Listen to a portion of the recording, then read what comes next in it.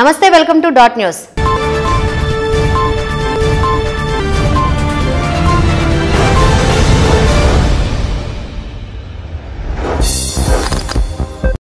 విశాఖ వైసీపీకి కంచుకోట. విశాఖ జిల్లాలో టీడీపీ తరపున బరిలోకి దిగిన మహామహులను సైతం గత ఎన్నికల్లో వైసీపీ మట్టి కరిపించింది. అదే సీన్ ఈసారి ఎన్నికల్లో కూడా రిపీట్ చేయాలని భావిస్తుంది వైసీపీ. అందులో భాగంగానే పక్కా ప్రణాళికలతో జగన్ ముందుకు సాగుతున్నారు. ఇన్ఛార్జీలను మారుస్తూ టీడీపీలో వణుకు పుట్టిస్తున్నారు. జగన్ వ్యూహాలు తెలియక టీడీపీ జనసేన కూటమి అయోమయంలో పడింది. విశాఖ రాజకీయాల్లో ఎంతో పట్టున్న మంత్రి బొత్స సత్యనారాయణ కుటుంబానికి ఈ ఎన్నికల్లో జగన్ ప్రమోషన్ ఇచ్చారు. ఏకంగా విశాఖ పార్లమెంటు బరిలో బొత్స సతీమణిని పోటీలో నిలిపారు. దీంతో విశాఖ ఎంపీ సీటు వైసీపీ ఖాతాలో జమైనట్లేనని పలువురు అభిప్రాయపడుతున్నారు. మంత్రి బొత్సకు విజయనగరంతో పాటు విశాఖలో మంచి పట్టుంది. ప్రజల హృదయాలను గెలుచుకొని వరుసగా విజయాలు సాధించారు. విజయనగరం జిల్లాలో వైసీపీ అంటే మంత్రి బొత్స కుటుంబమే. మంత్రితో పాటు ఆయన సోదరుడు అప్పల నరసయ్య, సమీప బంధువు బడ్డుకొండ అప్పలనాయుడు గజపతి నగరం, నెల్లిమర్ల ఎమ్మెల్యేలుగా వ్యవహరిస్తున్నారు. ఇక మంత్రి మేనలుడు విజయనగరం జెడ్పీ చైర్మన్ గా వ్యవహరిస్తున్నారు. మంత్రి సతీమణి బొత్స ఝాన్సీ లక్ష్మిని తాజాగా విశాఖ ఎంపీ అభ్యర్థిగా నిర్ణయించింది వైసీపీ. వచ్చే ఎన్నికల్లో మంత్రి బొత్స మళ్లీ చీపురుపల్లి ఎమ్మెల్యేగా పోటీ చేయనున్నారు.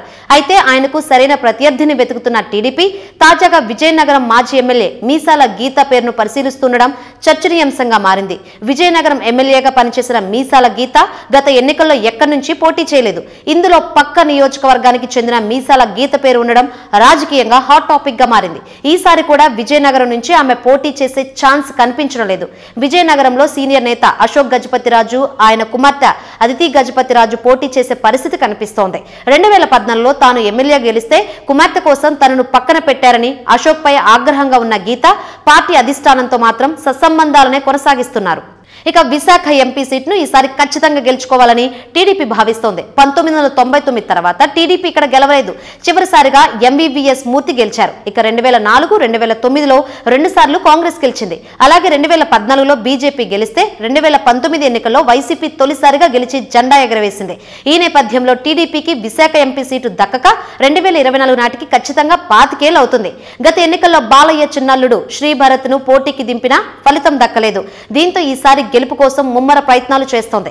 ఈ నేపథ్యంలోనే జగన్ టీడీపీకి షాక్ ఇస్తూ బొత్స కుటుంబ సభ్యులకు టికెట్ ఇవ్వడంతో వారి ఆశలపై నీళ్లు చల్లినట్లయింది.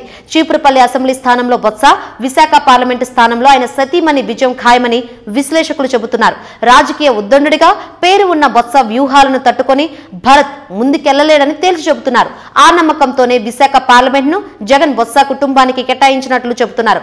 మొత్తంగా బొత్స ఝాన్సీని నియమించి టీడీపీ దూకుడుకు జగన్ కళ్లెం వేశారని పలువురు అభిప్రాయపడుతున్నారు. Please subscribe dot news.